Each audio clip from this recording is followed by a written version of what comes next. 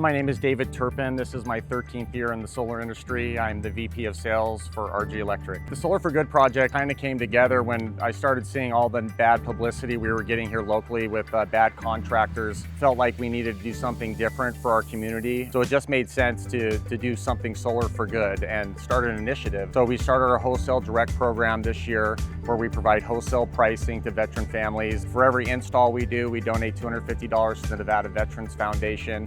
And so we decided to get our partners together and donate a full solar system. Working with Sydney and Patty has been a blessing, honestly. They're just great people. They're really active in the community. SolarEdge, in our opinion, outperforms all the competitors. I think SolarEdge is one of the most reliable products on the market. Not only have I had SolarEdge on my house for the last 4 years, it's never gone down.